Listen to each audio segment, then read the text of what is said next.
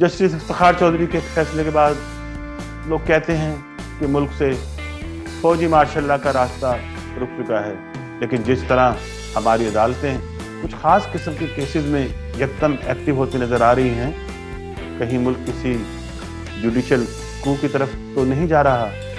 हिंदुस्तान के वजीर आज़म इंदिरा गांधी ने कहा था कि आज हमने दो कौमी नजरिए को बहरा अरब में गर्क कर दिया है, और जो लोग थोड़ा बहुत उस वक्त के बारे में इल्म रखते हैं वो जानते हैं कि उस वक्त इंडिया ने मशरक़ी पाकिस्तान के साथ साथ बैक वक्त कराची शहर को भी पाकिस्तान से काटने की कोशिश की थी।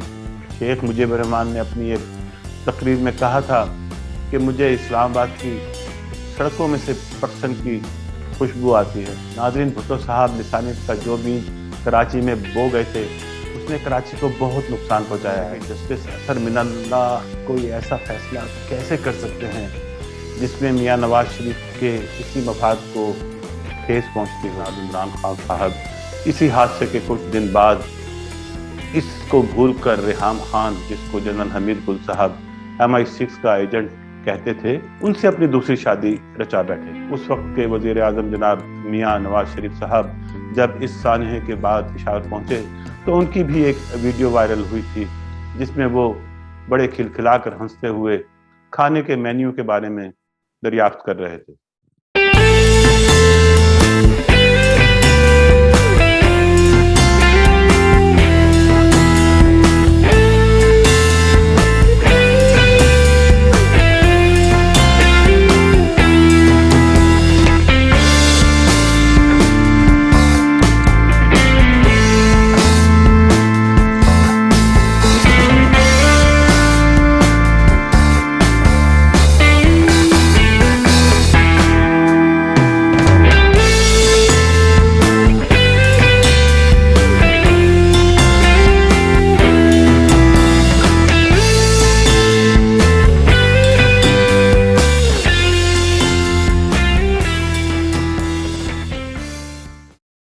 नाजरीन, 16 दिसंबर करीब है।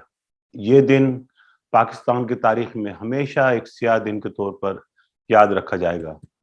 इस दिन 1971 में हमारे मुल्क का एक हिस्सा मशरक़ी पाकिस्तान हमसे अलग होकर बांग्लादेश बन गया था, और इसी दिन 2014 को पेशावर में आर्मी पब्लिक स्कूल में वो अलमनाक सानिया हुआ था जिसने इंसानियत को झंझोड़ के रख दिया, जब 150 के करीब स्कूल के मासूम बच्चों और उनके असातिज़ा को निहायत बेदर्दी से शहीद कर दिया गया।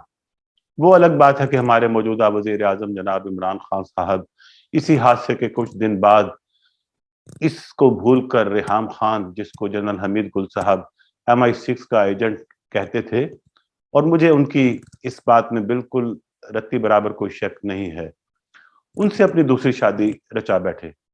और मैंने इस मौके पर इमरान खान साहब के लिए एक बहुत सख्त ट्वीट भी की थी, लेकिन क्या किया जाए, हमारे उस वक्त के वजीर आज़म जनाब मियां नवाज शरीफ साहब जब इस सानहे के बाद पेशावर पहुंचे तो उनकी भी एक वीडियो वायरल हुई थी जिसमें वो बड़े खिलखिलाकर हंसते हुए खाने के मेन्यू के बारे में दरियाफ्त कर रहे थे।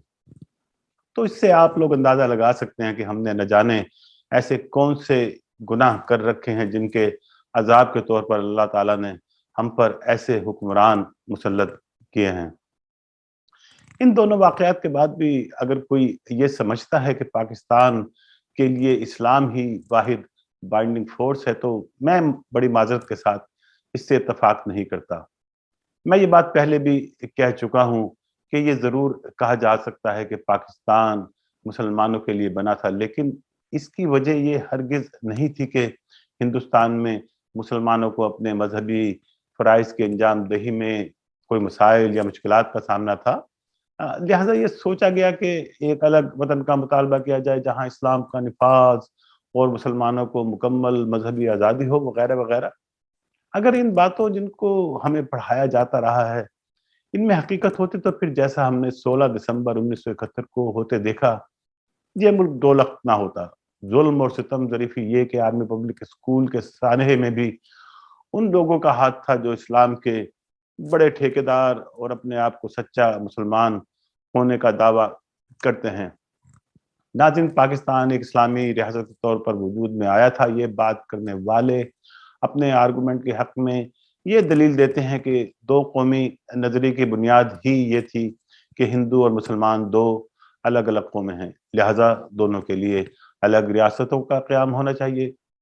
अगर ये आर्गूमेंट तस्लीम कर लिया जाए तो फिर पहले हमें मुकम्मल यकीन और खुले दिल के साथ ये भी मान लेना चाहिए कि फिर हिंदुस्तान हिंदुओं के लिए बना था और उन्हें भी इस बात का पूरा पूरा इख्तियार है कि वो अपने यहाँ हिंदू मत का हिफाज करें। लेकिन हमारे वही मजहबी और सियासी रहनुमा जिनको पाकिस्तान में इस्लामी निज़ाम चाहिए, वो हर वक्त हिंदुस्तान की हुकूमत को हिंदुस्तान में सेकुलरिज्म के मुकम्मल निफाज के ना होने के ताने देते रहते हैं।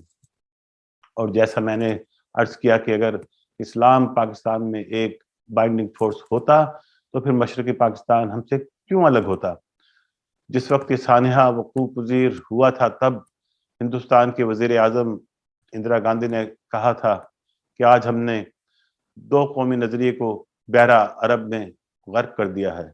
और जो लोग थोड़ा बहुत उस वक्त के बारे में इल्म रखते हैं वो जानते हैं कि उस वक्त इंडिया ने मशरकी पाकिस्तान के साथ साथ बैक वक्त कराची शहर को भी पाकिस्तान से काटने की कोशिश की थी।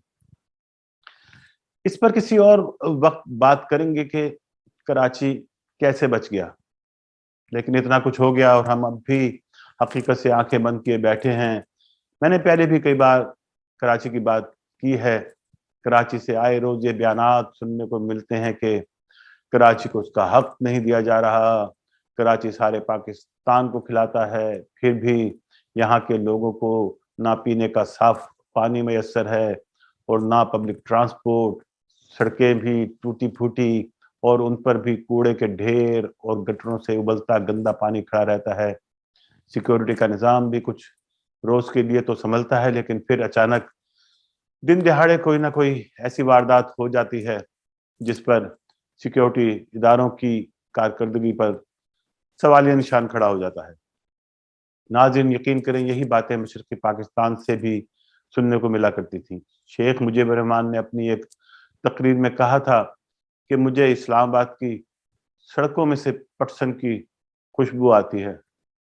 नाज़रीन, भुट्टो साहब लिसानियत का जो बीज कराची में बो गए थे उसने कराची को बहुत नुकसान पहुंचाया है और अब कुछ दिनों से दोबारा ये लगता है कि कराची को फिर किसी साजिश का शिकार किया जा रहा है। और पीपल्स पार्टी जो पहले भी बार बार सिंध के बारे में मनफी बयान देती आई है, अब फिर इसके वजीर और खासकर वजीर आला सिंध मुराद अली शाह का जो बयान सामने आया है वो हमारी आंखें खोलने के लिए काफ़ी है। उसके साथ बिलावल भुट्टो ज़रदारी भी खूब उछल रहे हैं और MQM की साबिका क़यादत जिनसे उनकी पार्टी हमेशा अलायंस करती आई है, यकदम उसको दहशतगर्द कहते दिखाई दे रहे हैं। अगर दुनिया में हो रही तब्दीलियों पर निगाह दौड़ाई जाए तो बिलावल और उसकी पार्टी को कहाँ से इशारे मिल सकते हैं ये समझना मुश्किल नहीं। इसराइल की हुकूमत ने अपनी फौजों को ईरान पर हमले के लिए तैयार रहने के अहकामात जारी कर दिए हैं। इसराइली वजीर आजम का मौजूदा अरब अमारात का दौरा भी इसी सिलसिले की कड़ी है। नाज़रीन, शायद आपको मालूम हो कि अरब अमारात और ईरान के माबैन दो जज़ायर की मलकियत पर एक बहुत पुराना तनाज़ा मौजूद है और इसराइल कोशिश करेगा कि इस मुखासमत को मजीद हवा दे। और सऊदी अरब के बारे में भी हम सब जानते हैं कि उनके इसराइल के साथ गुज़श्ता दिनों में ताल्लुकात में काफ़ी इजाफा हुआ है। चीन और इंडिया भी कई महीनों से एक दूसरे के मुकाबिल हैं। गुज़श्ता रोज Indian defence minister Rajnath Singh ने पाकिस्तान के खिलाफ हर्जा सराई की है। दूसरी तरफ TTP ने भी एकतरफा तौर पर पाकिस्तान के साथ जंग बंदी के मुआहदे को मनसूख कर दिया है और उनकी तरफ से एक बार फिर हमारे इलाकों में कार्रवाइयाँ शुरू हो गई हैं। अमेरिका और रूस के माबैन यूक्रेन के मसले पर पहले ही कशीदगी बढ़ रही है, जिसमें यूरोपियन यूनियन और बरतानिया हमेशा की तरह अमेरिका के साथ खड़े दिखाई दे रहे हैं। नाज़रीन, मुल्क अंदर से भी एक खलफशार का शिकार है।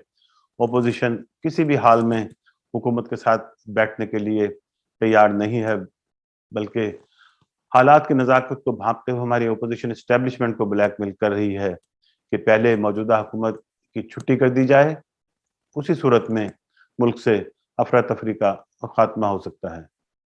हमारी अदालतें कहाँ ऐसे मौके पर पीछे रहती, उन्होंने भी अपने मसल दिखाने शुरू कर दिए हैं। आधे पाकिस्तान से ज्यादा में गैर कानूनी बिल्डिंग्स खड़ी हैं, लेकिन नेस्ला टावर गिराना चीफ जस्टिस ऑफ पाकिस्तान की अना का मसला बन गया था, जबकि उन्हें सुप्रीम कोर्ट से चंद सौ गज पर वन कॉन्स्टिट्यूशन एवेन्यू पर खड़ी कसीरुल मंजिला इमारत दिखाई नहीं देती। या शायद बिल्डिंगें तो एक जैसी हैं, लेकिन उनके मकीनों में फर्क है। लेकिन कराची के कंटोनमेंट के इलाके में भी कुछ तामीरात पर चीफ जस्टिस ऑफ पाकिस्तान का मूड अच्छा दिखाई नहीं दे रहा। उधर इस्लामाबाद हाई कोर्ट के चीफ जस्टिस भी हाइपर हो रहे हैं, और वो भी कोई लंबी छलांग लगाने की तैयारी में हैं, जिसमें बज़ाहिर तो नजला जंग ग्रुप और राना शमीम पर गिरता दिखाई दे रहा है, लेकिन मेरी समझ से ये बात बिल्कुल बालातर है कि जस्टिस अतर मिनल्लाह कोई ऐसा फैसला कैसे कर सकते हैं जिसमें मियां नवाज शरीफ के किसी मफाद को ठेस पहुंचती हो। जस्टिस इफ्तिखार चौधरी के एक फैसले के बाद लोग कहते हैं कि मुल्क से फौजी मार्शल लॉ का रास्ता रुक चुका है, लेकिन जिस तरह हमारी अदालतें कुछ खास किस्म के केसेस में यकदम एक्टिव होती नजर आ रही हैं, कहीं मुल्क किसी जुडिशियल कू की तरफ तो नहीं जा रहा।